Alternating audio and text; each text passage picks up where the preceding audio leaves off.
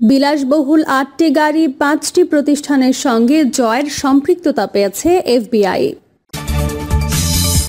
এবং সর্বশেষ জানাবো ঢাকা দিল্লির সম্পর্ক এখন কেমন। এতক্ষণ শুনছিলেন সংবাদ শিরোনাম, এবার বিস্তারিত। বিলাসবহুল ৮টি গাড়ি ৫টি প্রতিষ্ঠানের সঙ্গে জয়ের সম্পৃক্ততা পেয়েছে এফবিআই। বাংলাদেশের ক্ষমতাচ্যুত সাবেক প্রধানমন্ত্রী শেখ হাসিনার ছেলে সজীব ওয়াজেদ জয় ৮টি বিলাসবহুল গাড়ির মালিক। সেই সঙ্গে ৫টি প্রতিষ্ঠানের সঙ্গে তার সম্পৃক্ততা রয়েছে। যুক্তরাষ্ট্রের ফেডারেল ব্যুরো অব ইনভেস্টিগেশনের তদন্তে এমনটা উঠে এসেছে। এফবিআইয়ের তদন্তে আরও জানা গেছে, হাসিনা ও জয় যুক্তরাষ্ট্র এবং যুক্তরাজ্যে $30 কোটি পাচার করেছেন। মার্কিন গোয়েন্দা সংস্থা দাবি করেছে তারা জয়ের আর্থিক কর্মকাণ্ডে উল্লেখযোগ্য অনিয়ম উদ্ঘাটন করেছে। এফবিআইয়ের অনুসন্ধানের ভিত্তিতে বাংলাদেশের দুর্নীতি দমন কমিশন 2024 সালের 22 ডিসেম্বর হাসিনা ও জয়ের বিরুদ্ধে যুক্তরাষ্ট্র ও যুক্তরাজ্যে $300 মিলিয়ন পাচারের অভিযোগের তদন্ত শুরু করে। 2023 সালের 23 এপ্রিল মার্কিন বিচার বিভাগের অপরাধ বিভাগের সহকারী অ্যাটর্নি জেনারেলের কাছে এফবিআইয়ের প্রতিবেদন জমা দেওয়া হয়। এফবিআইয়ের প্রতিবেদনের একটি অনুলিপি দুদক হাতে পেয়েছে বলে সংশ্লিষ্ট কর্মকর্তারা জানিয়েছেন। এফবিআই জয়ের মালিকানাধীন 8টি বিলাসবহুল গাড়ি পেয়েছে। এর মধ্যে রয়েছে McLaren 720S, Mercedes Benz AMG GT, Mercedes Benz S class, SL শ্রেণীর Mercedes Benz, Lexus GX 460, Range Rover, Jeep Grand Cherokee and Grand Cherokee. এফবিআইয়ের প্রতিবেদনে বলা হয়, মার্কিন গোয়েন্দা সংস্থা হংকং এবং কেম্যান আইল্যান্ডে সজীবের ব্যাংক হিসাব খুঁজে পেয়েছে। স্থানীয় একটি মানি এক্সচেঞ্জ কোম্পানির মাধ্যমে ওয়াশিংটন ডিসি, নিউ ইয়র্ক ও লন্ডনে সন্দেহজনক অর্থ হস্তান্তরের বিষয়টি জানা যায়। জয়ের সন্দেহজনক কার্যকলাপ খতিয়ে দেখতে এফবিআই যুক্তরাজ্যের গোয়েন্দাদের সঙ্গে যোগাযোগ করেছে। প্রতিবেদনে বলা হয়েছে, এই অনুসন্ধানগুলো সম্ভাব্য অবৈধ ক্রিয়াকলাপ সম্পর্কে গুরুতর উদ্বেগ প্রকাশ করে এবং আরও পরীক্ষা নিরীক্ষার প্রয়োজন। এফবিআইয়ের প্রতিবেদনে বলা হয়েছে, স্পেশাল এজেন্ট লা প্রিভটের সঙ্গে মার্কিন বিচার বিভাগের সিনিয়র ট্রায়াল অ্যাটর্নি লিন্ডা স্যামুয়েলসের যোগাযোগ হয়। তিনি বাংলাদেশ থেকে $300 মিলিয়ন চুরি এবং যুক্তরাষ্ট্রে ব্যাংক অ্যাকাউন্ট পাচার সংক্রান্ত একটি মামলায় ওয়াশিংটন ফিল্ডের সহায়তা চেয়েছিলেন। হাসিনা ও সজীব যুক্তরাষ্ট্র ও কেম্যান আইল্যান্ডে অর্থ পাচার করেছেন উল্লেখ করে প্রতিবেদনে বলা হয়, বিচার বিভাগের সম্পদ বাজেয়াপ্তকরণ বা মানি লন্ডারিং বিভাগ এসব তহবিল খুঁজে বের করতে, সংযত করতে, জব্দ করতে ওয়াশিংটন ফিল্ডের সহায়তা চেয়েছিল।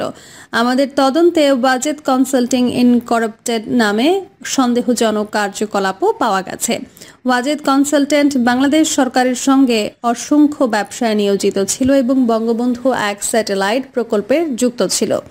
প্রতিবেদনে বলা হয়, এসব আর্থিক লেনদেনের বৈধতা নির্ধারণ ও জবাবদিহিতা নিশ্চিত করতে সতর্কতার সঙ্গে যাচাই বাছাই ও তদন্তের দাবি রাখে। এফবিআই আরও বলেছে, তারা ব্যাংক অ্যাকাউন্টের তথ্য যাচাই এবং যে কোনো সম্ভাব্য অবৈধ কার্যক্রম মোকাবেলায় সহযোগিতা করার জন্য দুদকের সাথে যোগাযোগ করেছে। তদন্তে ম্যাসাচুসেটস ও ভার্জিনিয়ায় সজীবের স্ত্রী ক্রিস্টিন ও ওয়াজেদের সঙ্গে সন্দেহজনক ব্যাংক কার্যক্রমের তথ্যও পাওয়া গেছে বলে উল্লেখ করা হয়। এফবিআই আরও জানিয়েছে, তাদের গোপন তথ্যদাতা জয়ের 2 সহযোগীর নামও জানিয়েছেন। যুক্তরাষ্ট্র মহানগর আওয়ামী লীগের সভাপতি সিদ্দিকুর রহমান ও জ্যেষ্ঠ যুগ্ম সম্পাদক নিজাম চৌধুরী। গোয়েন্দা সংস্থাটি ওয়াজেদ কনসাল্টিং, ইকম সিস্টেমস, এমভিয়ন ও ইন্টেলিজেন্ট ট্রেড সিস্টেমস লিমিটেড সহ 5টি প্রতিষ্ঠানে সজীবের সম্পৃক্ততা খুঁজে পেয়েছে। শিক্ষার্থীদের নেতৃত্বে গণঅভ্যুত্থানের মধ্যে গত 5 আগস্ট আওয়ামী লীগ সরকারের পতনের পর শেখ হাসিনা তার ছেলে সজীব ও পরিবারের অন্য সদস্যদের বিরুদ্ধে দুর্নীতির অভিযোগের অনুসন্ধান শুরু করে দুদক। কমিশনের উপপরিচালক মোহাম্মদ সালাউদ্দিনের নেতৃত্বে একটি তদন্ত দল অনুসন্ধান শুরু করে এবং ইতিমধ্যে প্রয়োজনীয় তথ্য চেয়ে সরকারের বিভিন্ন সংস্থাকে চিঠি দিয়েছে।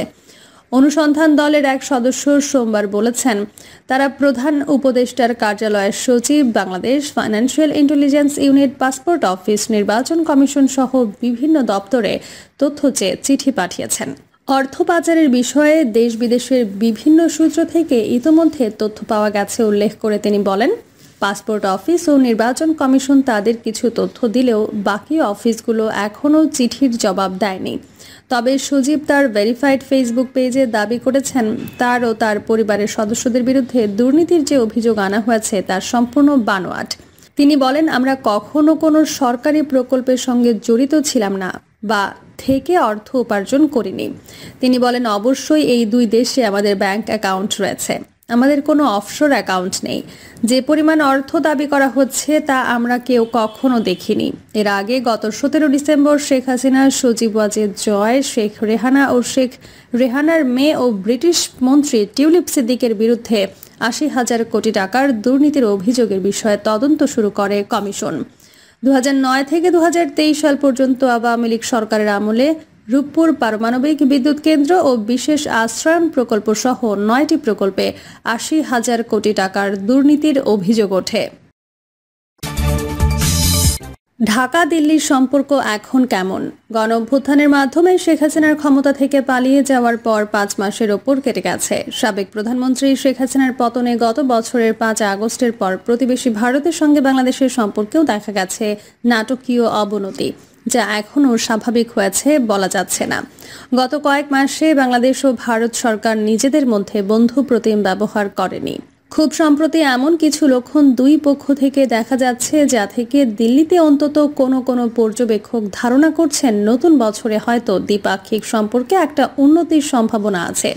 দিল্লির আস্থাভাজন শেখ হাসিনার সরকারের এমন বিদায়ের পর দুই দেশের সম্পর্কে যে নাটকীয় অবনতি ঘটেছিল, 150 দিন পরে এসে তা কোন পর্যায়ে আছে, সাউথ ব্লকেরই মনোভাব কি, তা নিয়ে আগ্রহ আছে রাজনীতিতে সচেতন মহলে।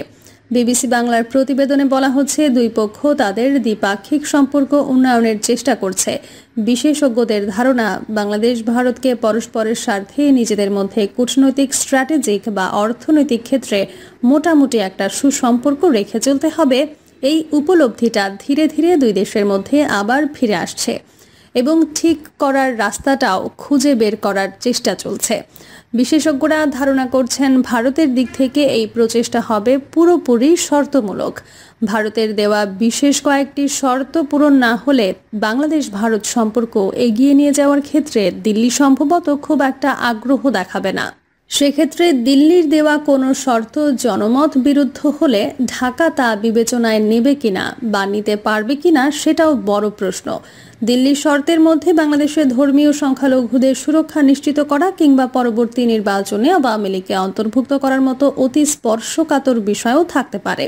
সামরিক বা নিরাপত্তাগত স্বার্থের দিকটিও অবশ্যই গুরুত্ব পাবে। ভারতের পররাষ্ট্র মন্ত্রণালয় নতুন বছরে স্পষ্ট করে দিয়েছে, তারা ঠিক কোন ধরনের বাংলাদেশের সঙ্গে ইতিবাচক ও গঠনমূলক সম্পর্ক তৈরি করতে আগ্রহী। মানে সম্পর্ক শেষ করে দেওয়াটা যে কোনো অপশন নয়, দিল্লিও সেটা বুঝিয়ে দিয়েছে। পাশাপাশি গত কয়েকদিনে বাংলাদেশে অন্তর্বর্তী সরকারের উপদেষ্টাদের ও সেনাবাহিনীর প্রধানের বক্তব্যের ভারতের সঙ্গে সম্পর্ক নিয়ে যে ধরনের বার্তা এসেছে, সেটাকেও ভারত বেশ ইতিবাচক দৃষ্টিতেই দেখছে বলে আভাস পাওয়া যাচ্ছে। দিল্লিতে শীর্ষস্থানীয় সরকারি কর্মকর্তা ও নীতি নির্ধারকরা মনে করছেন, রাষ্ট্র হিসেবে বাংলাদেশ যে ভারত বিরোধী রেটরিক থেকে সরে আসার ইঙ্গিত দিচ্ছে, এটা একটা ভালো লক্ষণ, যার সুস্থ ও স্বাভাবিক সম্পর্কের পথ প্রশস্ত করতে পারে। আর অর্থনৈতিক বা বাণিজ্যিক ক্ষেত্রে দুই দেশের সহযোগিতা যে পর্যায়ে পৌঁছেছে, সেটা খানিকটা অটো পাইলট মোডে বা স্বয়ংক্রিয়ভাবেই চলতে পারবে বলে ধারণা করা হচ্ছে, যাতে দুই পক্ষের সরকারি হস্তক্ষেপের হয়তো তেমন প্রয়োজন হবে না।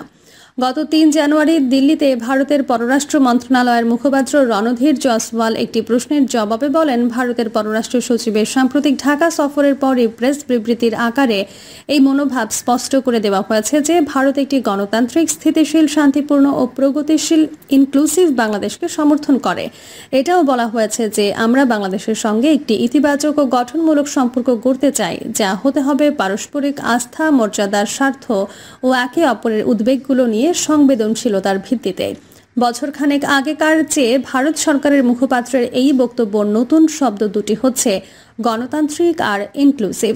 দিল্লির বিশ্লেষকদের মন্তব্য, প্রথম শব্দের মাধ্যমে ভারত বাংলাদেশে দ্রুত গণতান্ত্রিক ধারায় ফেরার প্রত্যাশার কথা বলেছে, আর অন্তর্ভুক্তিমূলক শব্দের মাধ্যমে সংখ্যালঘুদের অধিকার নিশ্চিত করা এবং রাজনীতিতে সব ধরনের শক্তিকে অংশ নেওয়ার সুযোগ দেওয়ার অভিমত প্রকাশ করেছে। 5 আগস্টের পর এই প্রথম ভারত প্রকাশ্যে বাংলাদেশের সঙ্গে একটি ইতিবাচক ও গঠনমূলক সম্পর্ক গড়ে তোলার আগ্রহ ব্যক্ত করেছে। হাসিনা সরকারের পতনের পর বেশ কয়েক মাস ধরে সংখ্যালঘু নির্যাতনের অভিযোগ, ত্রিপুরা থেকে কোনো সতর্কতা না দিয়ে পানি ছেড়ে ফেনী নোয়াখালী অঞ্চলে আকস্মিক বন্যা ঘটানোর অভিযোগ, ভারতীয় গণমাধ্যমে বাংলাদেশ বিরোধী সংঘবদ্ধ প্রোপাগান্ডা, এর জেরে ভারতের হিন্দুত্ববাদী রাজনীতিকদের বিদ্বেষপূর্ণ বক্তব্য ও আগরতলায় বাংলাদেশ দূতাবাসে হামলা ইত্যাদি ইস্যুতে উত্তেজনা ছড়িয়েছে দুপক্ষের সম্পর্কে। প্রিয় দর্শক, এই ছিল এখনকার সর্বশেষ সংবাদ। আপডেট সব সংবাদ পেতে চ্যানেলটি সাবস্ক্রাইব করে বেল আইকনটি ক্লিক করে রাখুন।